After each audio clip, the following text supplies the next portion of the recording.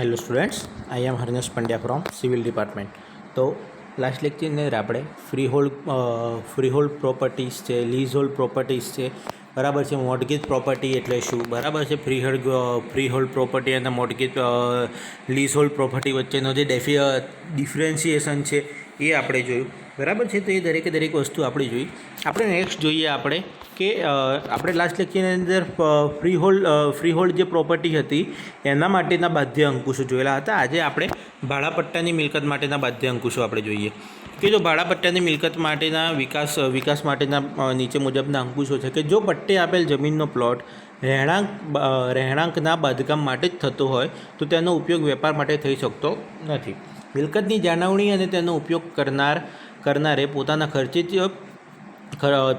જ તેનું જે જાળવણી છે એ કરવાની હોય છે કે જેનો ઉલ્લેખ પટ્ટે આપેલી શરતોમાં કરેલો હોય છે, બરાબર છે. એટલે કે જો તમારી લીઝ પર તમે કોઈ પણ જમીન આપેલી હોય અને જો બાંધકામ માટે હોય તો તમે એને વેપાર તરીકે યુઝ ના કરી શકો, અને જો વેપાર માટે હોય તો તમે બાંધકામ તરીકે યુઝ ના કરી શકો. મીન્સ કે જે કામ માટે તમે એને લીઝ ઉપર આપેલી છે એ જ કામ તમે કરી શકો, બરાબર છે. પછી કે જે મિલકતને સાચવવાનું કામ છે, એની જાળવણી કરવાનું કામ છે, એ બધું તમારો જે માણસ જે ઉપયોગ કરે છે એને જ કરવાનું હોય છે, બરાબર છે. અને જે શરતો આપેલી હોય છે એનો ઉલ્લેખ એની અંદર કરેલો જ હોય છે. પછી પટ્ટે રાખેલ જમીન ઉપર કોઈપણ પ્રકારની જાહેરાત કે સાઇનબોર્ડ મૂકી શકાતા નથી. એટલે કે માલિકની મંજૂરી વગર જે પણ માણસ જાળવણી કરતો હોય તો એ કોઈપણ જાતની સાઇનબોર્ડ કે જાહેરાત મૂકી ના શકે, બરાબર છે. પછી મિલકતમાં સુધારા વધારા માલિકની મંજૂરી વગર ના થઈ શકે. એટલે કે તમારી જે પણ મિલકત છે એની અંદર કોઈપણ જાતના સુધારા વધારા કરવા હોય તો માલિકની મંજૂરી વગર ના થઈ શકે. પછી કે જમીનનું ભાડું નિયમિતપણે ચૂકવવું પડે. એટલે કે જે તમે જમીનનું જે ભાડું નક્કી કરેલું હોય એ તમારે નિયમિતપણે ચૂકવવું પડતું હોય છે.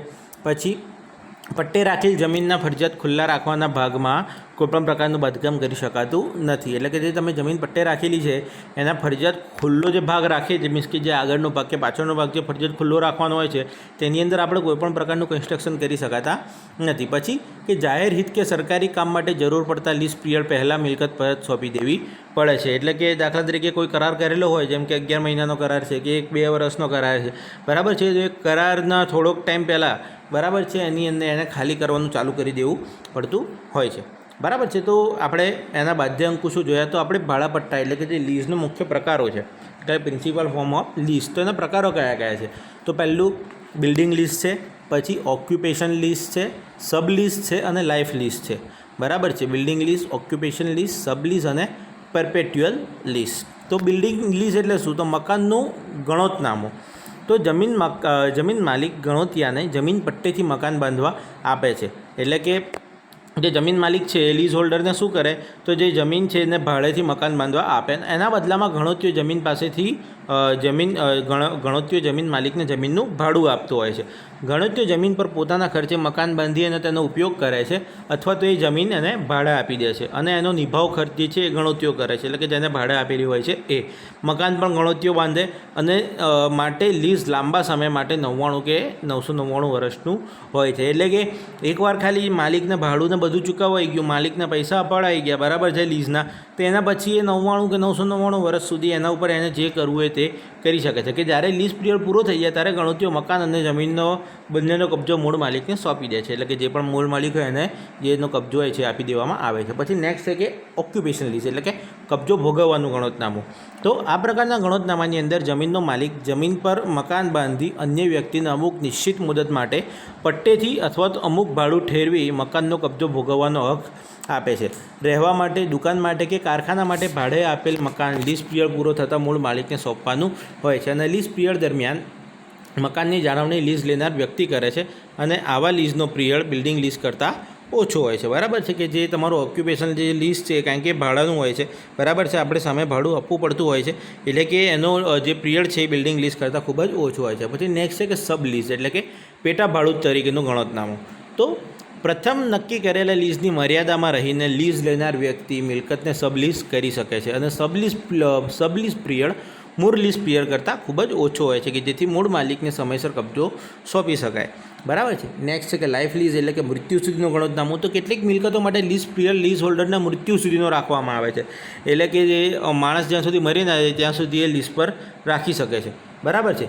સબ લીઝ પિરિયડ મૂળ લીઝ પિરિયડ કરતાં શું કહેવાય કે આવા લીઝને શું કહેવાય? લાઈફ લીઝ કહેવાય છે, બરાબર છે. એટલે કે લીઝ હોલ્ડરના મૃત્યુ સુધીનો જો રાખે તો એવા લીઝને આપણે શું કહીશું? તો લીઝ લાઈફ લીઝ કહીશું, બરાબર છે. અને લીઝ હોલ્ડરનું મૃત્યુ થતાં એ મિલકત લીઝરને પરત મળી જાય છે, બરાબર છે. કે જે લીઝર હોય છે કે જે એને મિલકત એની બધી પરત આપી દે છે. પછી કે પરપેચ્યુઅલ લીઝ.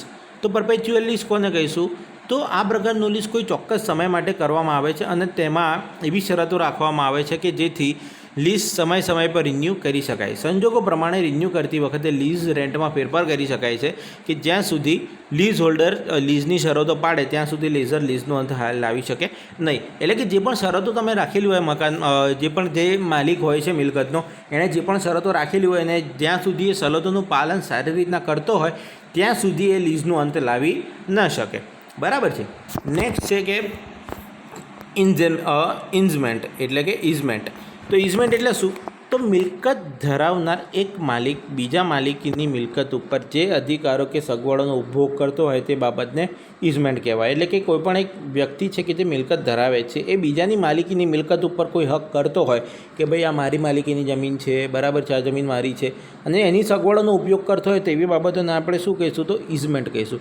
જે વ્યક્તિ ઇઝમેન્ટના અધિકારો ભોગવતી હોય તેને ડોમિનન્ટ ઓનર કહીશું, બરાબર છે. કે જે ઇઝમેન્ટના અધિકારો મીન્સ કે દાખલા તરીકે આપણા ઘરની બાજુમાં કોઈ મકાન છે કે જે ખાસા વર્ષોથી ખાલી પડી રહ્યું છે, અથવા તો આપણી બાજુમાં કોઈ જમીન છે કે જે ખાસા વર્ષોથી ખાલી પડી રહી છે, તો ઘણા ખરા લોકો શું કરતા હોય છે? તો જ્યાં સુધી એ જમીનનો કોઈ રણીધણી ઊભો ના થાય તો એ શું કરતા હોય છે? તો એ ભાગની અંદર એનો ઉપયોગ કરવા માંડતા હોય છે, બરાબર. કશુંક બાંધી દેતા હોય છે અથવા તો કંઈક પાર્કિંગ બનાવી દેતા હોય છે કે ગમે તે કરી દેતા હોય છે, બરાબર છે. તો આવી બાબતને આપણે ઇન્ઝમેન્ટ કહીશું. તો જે વ્યક્તિ ઇન્ઝમેન્ટના અધિકારો ભોગવે એને ડોમિનન્ટ ઓનર કહીશું. અને જે વ્યક્તિ પોતાની મિલકત ઉપર બીજી વ્યક્તિના અધિકારો ભોગવવા દેતો હોય તેને સર્વિયન્ટ ઓનર કહીશું, બરાબર છે. તો એ ડોમિનન્ટ ઓનર અને સર્વિયન્ટ ઓનરની ડેફિનેશન પૂછાય છે કે ડોમિનન્ટ ઓનર અને સર્વિયન્ટ ઓનર એટલે શું? તો જે વ્યક્તિ ઇઝમેન્ટના અધિકારો ભોગવતી હોય તેને ડોમિનન્ટ ઓનર કહીશું, અને જે વ્યક્તિ પોતાની મિલકત ઉપર બીજા વ્યક્તિના અધિકારો ભોગવવા દેતો હોય તેને આપણે સર્વિયન્ટ ઓનર કહીશું. તો મુખ્ય પ્રકારના ઇઝમેન્ટ નીચે મુજબ છે. તો પાસેની મિલકત પરથી અવર જવર કરવાનો અધિકાર, એટલે કે ભાઈ મારી જમીનની આગળ બીજા કોઈકની જમીન છે તો એ બીજા કોઈકની જમીન પરથી અવર જવર કરી શકતો હોય. પછી કે પાડોશીના જમીનમાંથી પાઇપની ડ્રેનેજ, પાણીની પાઇપ છે, ડ્રેનેજ પાઇપ છે, વાયરો વગેરે લઈ જવાનો અધિકાર, બરાબર છે. ઘણા ખરા લોકો હોય છે કે ભાઈ પાણીની પાઇપ છે કે બીજા કસરની ડ્રેનેજની પાઇપ છે બાજુવાળાના ઘરને અડીને કાઢતો હોય છે તો એની જમીનમાંથી કાઢતો હોય છે. પછી કે પાસેના મકાન પરથી પ્રકાશ હવાનો ઉપભોગ કરવાનો અધિકાર. પછી કે પાડોશીની જમીન પરથી વરસાદના પાણીનો નિકાલ કરવાનો અધિકાર. એટલે કે દાખલા તરીકે કોઈ માણસ કટ્ટર દુશ્મન હોય એકબીજા તો શું કરતો હોય? તો ભાઈ જે વરસાદનું પાણી છે, ગટરનું પાણી છે, તો બાજુવાના ઘરને અડીને નિકાલ કરતો હોય એનો, બરાબર છે. પછી કે પાડોશીની જમીન પર પોતાની જૂની મિલકતના ટેકાઓ આપવાનો અધિકાર. એટલે ભાઈ પોતાની જૂની મિલકત છે તો કોઈ જૂના કાગળિયા કાઢીને પછી આ મિલકત મારી છે અને પછી ગમે તેવો અધિકાર જમાવતો હોય. પછી કે બીજાની મિલકતો પર જાહેરાતો ચોંટાડવાનો અધિકાર. એટલે કે કોઈપણ જાતની જાહેરાત ચોંટાડવી હોય તો બીજાની મિલકતો પર ચોંટાડતો હોય છે. અને બીજાની જમીનમાં આવેલ કૂવામાંથી પાણી લેવાનો અધિકાર. એટલે કે ભાઈ કોઈ બીજાની જમીન છે, બરાબર છે, તો ઘણી વખત કૂવામાંથી પાણી લેવાના બાબતમાં પણ ઝઘડા થતા હોય છે કે ભાઈ તે મારા કૂવામાંથી પાણી કઈ રીતના લીધું, તો એ પાણી જે રીતના લે છે તો એનો પણ અધિકાર. ઓકે, નેક્સ્ટ ટોપિક આપણો મિલકતની આવક, કુલ આવક, ચોખ્ખી આવક અને નિર્ગામી ખર્ચા. આ બધું પૂછાતું નથી, જસ્ટ તમારે યાદ રાખવાનું હોય છે કે property income, gross income, net income અને આઉટગોઈંગ્સ. આ બધા એક્ઝામ્પલની અંદર કામ લાગશે તમારા આ બધા ટર્મ્સ કે પ્રોપર્ટી ઇન્કમ આટલી છે, ગ્રોસ ઇન્કમ આટલી છે, એની નેટ ઇન્કમ આટલી છે, તો આઉટગોઈંગ શોધો ને એવું બધું. તો કુલ આવક અને ચોખ્ખી આવક વચ્ચેનો તફાવત, એટલે કે તમારી ગ્રોસ ઇન્કમ અને નેટ ઇન્કમ વચ્ચેનો તફાવત. તો ગ્રોસ ઇન્કમ એટલે શું? તો જુદા જુદા ઉદ્ગમ સ્થાનોમાંથી પ્રાપ્ત થતી આવકને આપણી કુલ આવક કહેવાય છે, બરાબર છે. એટલે કે તમારા જુદા જુદા સોર્સિસમાંથી જે તમારી આવક આવે એને આપણે કુલ આવક કહીશું. અને ચોખ્ખી આવક કે કુલ આવકમાંથી જો ખર્ચા, કામ કરવાનો ચાર્જ, કલેક્શન ચાર્જ વગેરેને બાદ કરવામાં આવે તો મળતી આવકને આપણે ચોખ્ખી આવક કહીશું, બરાબર છે. એટલે કે ચોખ્ખી આવક કોને કહીશું? તો આપણે જે પણ આપણને આવક થાય એની અંદરથી આપણો ખર્ચો છે, પછી આપણો જે પગાર કાઢવાનો છે, પછી જે વર્ક ચાર્જ છે, બધું આપણે જો કાઢી નાખતા હોઈએ ને તો પણ આપણને ફાયદો મળતો હોય તો એને આપણે ચોખ્ખી આવક કહીશું. તો ગ્રોસ ઇન્કમ બરાબર નેટ ઇન્કમ પ્લસ આઉટગોઈંગ્સ. આ બધા સૂત્રો યાદ રાખજો, બરાબર છે, કામ લાગશે. કે gross income is equal to net income plus outgoings, અને net income is equal to gross income plus minus outgoing, બરાબર છે. ગ્રોસ ઇન્કમ બરાબર નેટ ઇન્કમ પ્લસ આઉટગોઈંગ્સ, અને નેટ ઇન્કમ બરાબર ગ્રોસ ઇન્કમ માઇનસ આઉટગોઈંગ, બરાબર છે. Gross income is greater than net income, કે જ્યારે net income is less than gross income, બરાબર છે. નફો નક્કી કરવાની કુલ આવકમાંથી ખર્ચા બાદ કરવામાં આવે ત્યારે આપણને નફો નક્કી કરવા કુલ આવકમાંથી ખર્ચા બાદ કરવામાં આવે છે કે જ્યારે ચોખ્ખી આવકમાંથી આપણને સીધો જ નફો મળે, કે જેની ડેફિનેશન પરથી જ ખબર પડે છે કે બધા ખર્ચા આપણે નીકળી જતા હોય તો ચોખ્ખી આવક કહીશું, પણ જે આપણને સોર્સિસમાંથી પ્રાપ્ત થાય એને આપણે કુલ આવક કહીશું. બરાબર છે. પછી કુલ આવક એ દેખીતી આવક છે અને ચોખ્ખી આવક એ સાચી આવક છે. એટલે દેખીતી એટલે કે ભાઈ ખાલી દેખાય જ આપણને કે પૈસો આવે છે પણ એને કશું બધું ના આવે હાથની અંદર. ત્યારે ચોખ્ખી આવક એટલે શું, તો બધું કરતાં જ હાથમાં આપણને રૂપિયા આવતો હોય બધું કાઢી નાખતા, એટલે કે એ સાચી આવક છે. નેક્સ્ટ છે આપણે કુલ આવક જોઈને ચોખ્ખી આવક જોઈ. નેક્સ્ટ છે આપણી આઉટગોઈંગ. તો આઉટગોઈંગ એટલે શું, તો મકાનની ઉપજ નિભાવવા માટે જે ખર્ચ કરવામાં આવે તેને આઉટગોઈંગ કહીશું આપણે. એટલે કે મકાનની જે આવક છે એ નિભાવવા માટે જે પણ ખર્ચ કરવામાં આવે એને આપણે આઉટગોઈંગ કહીશું. તો જુદા જુદા આઉટગોઈંગ નીચે મુજબ છે, જેમ કે જે આપણે નગરપાલિકા છે એ પોતાનો આવક નિભાવવા માટે ટેક્સ લગાવતી હોય છે. બરાબર છે. તો ટેક્સ તો કરવેરા છે, ટેક્સ છે, પછી સમારકામ એન્ડ નિભાવ છે એટલે કે રિપેરિંગ એન્ડ મેન્ટેનન્સ છે, પછી મેનેજમેન્ટ એન્ડ કલેક્શન ચાર્જિસ છે, પછી વીમો છે, ઘસારા ફંડ એટલે કે સિંકિંગ ફંડ છે, અને ભાડામાં ખોટ છે એટલે કે લોસ ઓફ રેન્ટ છે. બરાબર છે. પછી જમીનનું ભાડું છે અને વિવિધ એટલે કે મિસેલેનિયસ આઇટમો છે. તો કરવેરા એટલે શું, આ બધી વસ્તુઓ જોઈ. તો હવે કરવેરા એટલે શું, તો કરવેરાની અંદર કયા કયા પ્રકારના કરવેરા આવે, તો નગરપાલિકા વેરો આવે, ગટર વેરો આવે, પાણી વેરો આવે, સંપત્તિ વેરો આવે, શિક્ષણ વેરો આવે. આ બધા વેરા તમે ભરો જ છો. બરાબર. તમારા મકાનના કે તમારી જે પ્રોપર્ટી હોય છે, જે દુકાનો હોય છે તેની અંદર આ બધા જાતના ભાડા આવતા જ હોય છે. બરાબર છે. વગેરેનો સમાવેશ થાય છે. કુલ આવકમાંથી મિલકતના વાર્ષિક સમારકામનો ખર્ચ બાદ કરતાં મળતી કિંમતને આપણે રિલેટેબલ વેલ્યુ કહીશું. અને કરવેરાના આ રિલેટેબલ વેલ્યુના અમુક ટકા તરીકે નક્કી કરવામાં આવતા હોય છે. નેક્સ્ટ છે કે સમારકામ અને વિભાવ. તો બિલ્ડિંગને યોગ્ય સ્થિતિમાં રાખવા માટે દર વર્ષે સમારકામ કરાવવું જરૂરી પડે છે. બરાબર છે. એટલે કે કોઈ એવી બિલ્ડિંગ ના હોય કે જેની અંદર રિપેરિંગ ના આવતું હોય. બરાબર છે. તો દર વર્ષે સમારકામ કરાવવું જરૂરી બને છે. અને આ સમારકામ પાછળ થતો ખર્ચ, મકાન કેટલું જૂનું છે અને મકાનનું બાંધકામ કેવું છે, અને મકાનની આબોહવાની દ્રષ્ટિએ અને એના સ્થાન ઉપર ડિપેન્ડ રાખે છે. એટલે કે ભાઈ તમારું મકાન કેટલું જૂનું, જેટલું મકાન જૂનું એટલું મેન્ટેનન્સ વધારે આવે. બરાબર છે. તમારું કન્સ્ટ્રક્શન કેવું છે, લેટેસ્ટ કન્સ્ટ્રક્શન છે કે ઓલ્ડ કન્સ્ટ્રક્શન છે, તમારું મકાન કઈ જગ્યા પર છે. બરાબર છે. એના ઉપર તમારું મેન્ટેનન્સ ડિપેન્ડ કરતું હોય છે. તો આ ખર્ચ મકાનના ભાડાની આવકના 10% થી 15% અથવા તો મકાનના બાંધકામની કિંમતના 1% થી 1.5% જેટલો ગણવામાં આવતો હોય છે. પછી નેક્સ્ટ છે કે મેનેજમેન્ટ અને કલેક્શન ચાર્જિસ. તો મોટાભાગના મકાનોની અંદર ભાડુઆતો પાસેથી ભાડું ઉઘરાવવા માટે માણસો રાખવા પડતા હોય છે. બરાબર છે. આવા માણસોનો પગાર ચોકીદાર, લિફ્ટમેન, પંપ એટેન્ડન્ટ, ઝાડુવાળો વગેરેના વેતન પાછળ ખર્ચ થતા આ પ્રકારનો છે. એટલે કે જે પણ તમારું જે મિલકત હોય છે એ મિલકતની અંદર જે જુદા જુદા પ્રકારના માણસો કામ કરતા હોય છે, ટેક્સ કલેક્ટરથી માંડીને જુદા જુદા, તો એ બધાનો જે વેતન પાછળ જે ખર્ચ છે એ બધો આની અંદર આવતો હોય છે. બરાબર છે. આ ખર્ચ કુલ ભાડાના 5% થી 10% જેટલો રાખવામાં આવતો હોય છે. નાના મકાનોની અંદર આ ખર્ચ લગભગ 0 જેટલો હોય છે. નેક્સ્ટ છે કે વીમો એટલે કે ઇન્સ્યોરન્સ. તો મિલકતના વીમાના પ્રીમિયમ પેટે મિલકતનો માલિક જે રકમ ભરતો હોય છે તેને પણ આઉટગોઈંગ ગણવામાં આવે છે. અને જે મિલકતની કિંમતના 0.2% થી 0.6% જેટલો હોય છે. બરાબર છે. એટલે કે તમને ખબર જ છે કે ભાઈ વીમો કઈ રીતનો હોય છે કે ભાઈ ભવિષ્યની અંદર કોઈ નુકસાન થયું તો આપણને જે વીમા કંપની હોય છે આપણને વીમો આવતા હોય છે અને આપણે એના બદલામાં પ્રીમિયમ ભરતા હોઈએ છીએ. બરાબર છે. પછી ઘસારા ફંડ એટલે કે સિંકિંગ ફંડ. તો મકાનનું આયુષ્ય પૂરું થઈ જાય અથવા તો લીઝ હોલ્ડ પ્રોપર્ટીનો લીઝ પિરિયડ પૂરો થઈ જાય ત્યાર પછી મિલકતની આવક ચાલુ રાખવા માટે નવું મકાન બાંધવામાં આવે છે. અને આ નવા બાંધકામનો ખર્ચ પ્રાપ્ત કરવા માટે દર વર્ષે નાણાં ભંડોળ તરીકે થોડીક રકમ અલગ કાઢવામાં આવે છે. અને આ રકમને નાણાં ભંડોળ અથવા તો ઘસારા ફંડ આપણે કહીશું. એટલે કે લીઝ હોલ્ડ પ્રોપર્ટીનો લીઝ પિરિયડ પૂરો થઈ જાય તો પછી મકાનની મિલકતની જે આવક છે એ ચાલુ રાખવા માટે તો નવું મકાન બાંધવામાં આવે કે નવું કન્સ્ટ્રક્શન કરવામાં આવે. અને જે નવું કન્સ્ટ્રક્શન એની પાછળ જે ખર્ચો થાય તો એ નાણાં ભંડોળ એટલે કે દર વર્ષે જે પૈસો ભેગો થાય એની અંદરથી થોડીક રકમ સાઈડ ઉપર કાઢવામાં આવે. હવે જે સાઈડ ઉપર રકમ કાઢીશું આપણે ઘસારા ફંડ એટલે કે સિંકિંગ ફંડ કહીશું. ઘણી વખત ઘસારા ફંડ ભેગું કરવા માટે વીમા કંપની પાસેથી પણ પોલિસીઓ લેવામાં આવતી હોય છે. પછી છે ભાડામાં ખોટ. એટલે કે ઘણી વખત મકાનના થોડા ભાગમાં કોઈ ભાડુઆત હોતો નથી, તેથી મકાનના તે ભાગનું ભાડું મળતું નથી. આના કારણે મકાન માલિકને ભાડાની અંદર ખોટ જાય છે અને આ ભાડાની ખોટને પણ આઉટગોઈંગ ગણવામાં આવે છે. એટલે ઘણી વખત કોઈ મકાનનો એવો ભાગ હોય છે કે જે અનયુઝેબલ હોય છે કે તો જે મકાનનો ભાડુઆત જે રહેવા આવતું હોય છે તો એ એના રૂપિયા આપતો નથી. પરિણામે જે એટલો ભાગ એક્સ્ટ્રા બનાવ્યો તો એના પૈસા આવવાના નહીં. એટલે કે જે એક્સ્ટ્રા ભાગ બનાવ્યો એના પૈસા એને મળવાના નહીં, તો એ બધી ખોટ આવે. એટલે કે ભાડાની અંદર એને ખોટ કહીશું. જમીનનું ભાડું.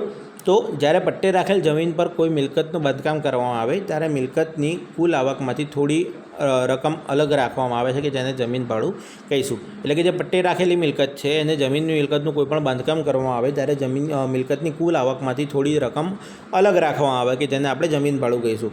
અને નેક્સ્ટ છે કે વિવિધ એટલે કે મિસેલેનિયસ. તો વિવિધ ખર્ચાઓમાં લિફ્ટ, વોટર પંપનો વોટર સર્વિસ ચાર્જ છે, જાહેર જગ્યાઓનો ઇલેક્ટ્રિક ખર્ચ વગેરેનો સમાવેશ થાય છે. ઓકે, તો તમને ખબર પડી ગઈ કે મિલકતની આવક, કુલ આવક, ચોખ્ખી આવક અને નિર્ગામી ખર્ચાઓની અંદર શું શું આવતું હોય છે. બરાબર છે.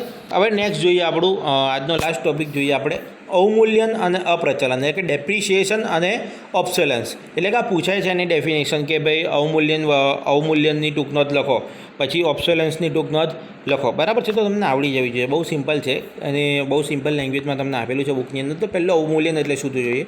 તો મિલકતનું આયુષ્ય વધવાથી, મિલકતની અંદર સડો લાગવાથી, મિલકતને નુકસાન થવાથી, મિલકતનું નિર્ઘર્ષણ થવાથી, મિલકતમાં ચીરા પડવાથી અથવા તો મિલકતનું અધઃપતન થવાથી, મિલકતનું અપ્રચલન થવાથી મિલકતના મૂલ્યની અંદર ઘટાડો થાય છે. આ ઘટાડાને મિલકતનું અવમૂલ્યન કહે છે. એટલે કે શું? તો તમને ખબર છે કે જેમ વસ્તુ જૂની થતી જાય તેમ તેમ એ ઘસાતી જાય. જેમ એ ઘસાતી જાય તો તેનો ભાવ ઓછો થતો જાય. મીન્સ કે શું? તો તમે આજે મોબાઈલ લાવ્યા, 25,000નો મોબાઈલ લાવ્યા, હવે મોબાઈલ તમે 6 મહિના વાપરો, મીન્સ કે તમે મોબાઈલ વાપરેલો એટલે કે વપરાશ થયો, એનું તમે મોબાઈલ વાપરો એટલે કે એની અંદર ઘસારો થયો, મીન્સ કે મોબાઈલ થોડો ઘસાયો. બરાબર છે. એટલે કે તમે 25,000નો મોબાઈલ તમે 6 કે મહિના પછી કે વર્ષ પછી માર્કેટની અંદર વેચવા જાઓ તો તમને 25,000 ના મળે. બરાબર છે. એનો ભાવ ઓછો થઈ ગયેલો હોય છે એટલે મૂળ ભાવ કરતાં 5-6 હજાર રૂપિયા તમને ઓછા મળે. તો એ જે તમને રૂપિયા ઓછા મળે એને આપણે અવમૂલ્યન એટલે કે ડેપ્રિસિએશન કહીશું. બરાબર છે. તો એવી જ રીતના કન્સ્ટ્રક્શનનું છે કે ભાઈ જેટલું કન્સ્ટ્રક્શન જૂનું હોય પછી મિલકતની અંદર સડો લાગવાથી એટલે કે કોઈ પણ નુકસાન થાય, પછી નિર્ઘર્ષણ થવાથી એટલે કે વિયર, પછી મકાન ચીરા પડવાથી એટલે કે તિરાડો પડતી હોય એટલે કે વિયર એન્ડ ટિયર, પછી મકાનનું અધઃપતન થવાથી એટલે કે એની અંદર કોઈ ભાગ જે છે એ ડિસ્ટ્રોય થઈ ગયેલો હોય, અથવા તો મિલકત અપ્રચલન થવાથી અને એની મૂલ્યની અંદર ઘટાડો થાય છે. અને આ ઘટાડાને આપણે એનું અવમૂલ્યન કહીશું. તો ઉપર દર્શાવેલ કારણના લીધે મકાનનું મૂલ્ય ક્રમે ઘટતું જાય છે અને આ મૂલ્યનો ઘટાડો જ્યાં સુધી મિલકતનું આયુષ્ય પૂરું ના થાય ત્યાં સુધી ચાલુ રહે. એટલે શું? તો જ્યાં સુધી મિલકત તમારી સપોથી ભાગી ના જાય, તૂટી ના જાય ત્યાં સુધી એ ચાલુ હોય છે ઘસારો. શું કહેવાય કે એનું અવમૂલ્યન. બરાબર છે. તો મિલકતનું વર્તમાન મૂલ્ય બરાબર શું થાય? તો બાંધકામનો ખર્ચ માઇનસ અવમૂલ્યનનો દર ઇન્ટુ મિલકતનું આયુષ્ય. બરાબર છે. એટલે કે લેટેસ્ટ તમારે વેલ્યુ કાઢવી હોય તો બાંધકામનો ખર્ચ માઇનસ અવમૂલ્યનનો દર ઇન્ટુ મિલકતનું આયુષ્ય કરશો તો તમને વર્તમાન મૂલ્ય મળી જશે. તો અવમૂલ્યન દરનો આધાર નીચેની બાબતો પર છે. એટલે કે કઈ બાબતો પર છે? તો ભાઈ મકાનની પ્રારંભિક સ્થિતિ એટલે કે અત્યારે મકાનની કન્ડિશન કેવી છે, સારી સ્થિતિમાં છે કે ભાગેલી સ્થિતિમાં છે. પછી નિભાવનું સ્વરૂપ એટલે કે તમે કઈ રીતના મેન્ટેન કરો છો મકાનને, અને પછી વપરાશની રીત એટલે કે તમે રફલી યુઝ કરો છો કે ભાઈ તમે કઈ રીતના યુઝ કરો છો તમારા મકાનને એ. તો મિલકતના મૂલ્યમાં જે વાર્ષિક ઘટાડો થાય છે તેને વાર્ષિક અવમૂલ્યન કહીશું. બરાબર. આ ડેફિનેશન પણ પૂછાય છે કે વાર્ષિક અવમૂલ્યન કોને કહેવાય? તો મિલકતની મૂલ્યની અંદર જે વાર્ષિક ઘટાડો થાય તેને આપણે વાર્ષિક અવમૂલ્યન કહીશું. અને જેમ મિલકતનું આયુષ્ય વધારે તેમ ડેપ્રિસિએશનની રકમ વધારે, એટલે કે જેમ મકાન જૂનું થતું જાય તેમ એની કિંમતની અંદર ઘટાડો થતો જાય છે. બરાબર છે. તો અવમૂલ્યન એટલે શું? તમને ખબર પડી ગઈ, બહુ સિમ્પલ છે. નેક્સ્ટ છે કે અપ્રચલન. તો અપ્રચલન એટલે શું? તો મિલકતની મૂલ્યની અંદર ફેશન, રીતિ રિવાજો કે ઢબ બદલાવાથી, ડિઝાઇન બદલાવાથી અથવા તો જરૂરિયાત વધતા મિલકતનું અપૂર્ણ લાગવાથી ફેરફાર થાય છે કે જેને અપ્રચલન કહીશું. એટલે કે ભાઈ જેમ સમય આગળ વધે તેમ ફેશન વધે, રીતિ રિવાજો ઢબ બદલાય, ડિઝાઇન બદલાતી હોય છે.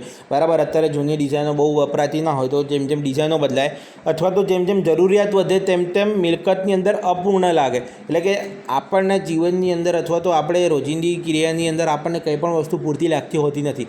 જેમ ટેકનોલોજી વધતી જાય છે તેમ આપણને એ મૂલ્ય શું કહેવાય કે ઓછું થતું જાય છે. મીન્સ કે તમે નોકિયા તમે ટચવાળો ફોન તમે વાપરો છો, એની જગ્યા પર જો તમે અત્યારે કીપેડવાળો મોબાઈલ વાપરતા હોત, બરાબર છે, અને તમે કીપેડવાળો મોબાઈલ વાપરો અને તમારી આજુબાજુનો જે વર્લ્ડ છે એ તમારો ટચ સ્ક્રીન મોબાઈલ વાપરતી હોય, બરાબર છે, એટલે કે લેટેસ્ટ ટેકનોલોજી પ્રમાણે તમે અપગ્રેડ નથી થયા. મીન્સ કે કંઈક અપૂર્તતા લાગતી હોય છે, બરાબર છે, અને અપૂર્તતા લાગતીને લીધે તમારે જે ફેરફાર કરવો પડે તો એને અપ્રચલન કહીશું. બરાબર છે.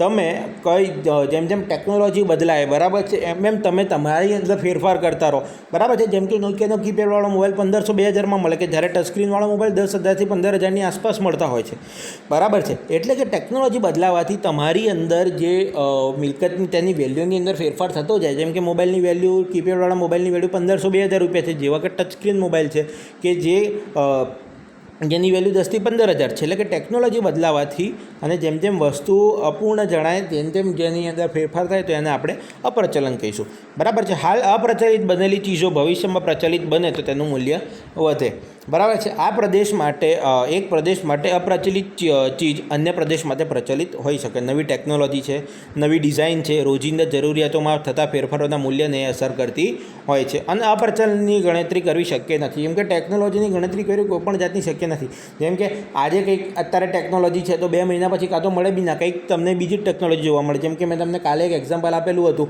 મોબાઈલનું, બરાબર છે. આજે જે તમને મોડલના મોબાઈલ મળતા હોય તો 6 મહિના પછી તમને એ મોડલનો કંઈક નવું મોડલ આવી જતું હોય છે. મીન્સ કે એની મૂલ્ય પછી ઘટતું જાય છે, બરાબર છે. પછી લોકો નવા મોડલ તરફ આકર્ષાય છે, બરાબર છે. તો એવું બધું છે. અપ્રચલનના 2 પ્રકાર છે, આંતરિક અથવા તો વાસ્તવિક અપ્રચલન. તો આંતરિક પ્રચલનના કારણો નીચે મુજબ છે કે હલકી, વિચિત્ર અને અસાધારણ પ્રારંભિક ડિઝાઇન, એટલે કે સ્ટાર્ટિંગની ડિઝાઇન જ એકદમ ભંગાર હોય તો. પછી કે બાંધકામના પ્રકારની અંદર પરિવર્તન અને બાંધકામના ઘાટની અંદર પરિવર્તન કરો અને ઉપયોગિતાની ખપતમાં પરિવર્તન. પછી બીજું છે કે બાહ્ય અથવા તો ગૌણ અપ્રચલન.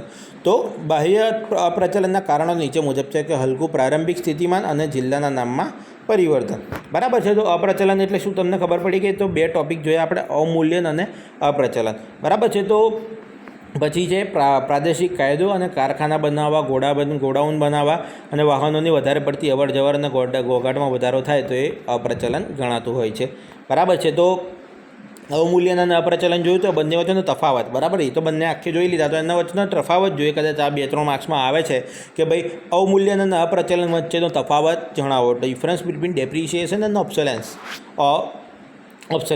તો અવમૂલ્યન અને અપ્રચલનનો તફાવત જોઈએ તો મિલકતનું આયુષ્ય વધવાથી, સડો લાગવાથી, નુકસાન થવાથી, નિર્ઘર્ષણ થવાથી, ચીરા પડવાથી, અધઃપતન થવાથી અને મિલકતના મૂલ્યની અંદર થતા ઘટાડાને આપણે અવમૂલ્યન કહીશું, બરાબર છે. જ્યારે મિલકતના મૂલ્યની અંદર ફેશન છે, રીતિ રિવાજો છે, ઢબ બદલાવાથી, જરૂરિયાત વધવાથી, મિલકત અપૂર્ણ લાગવાથી જે ફેરફાર થાય તેને આપણે અપ્રચલન કહીશું, બરાબર છે. મિલકતના મૂલ્યની અંદર ધીરે ધીરે અવમૂલ્યનની અંદર મિલકતના મૂલ્યમાં ધીરે ધીરે એક ધારો ઘટાડો થાય છે કે જ્યારે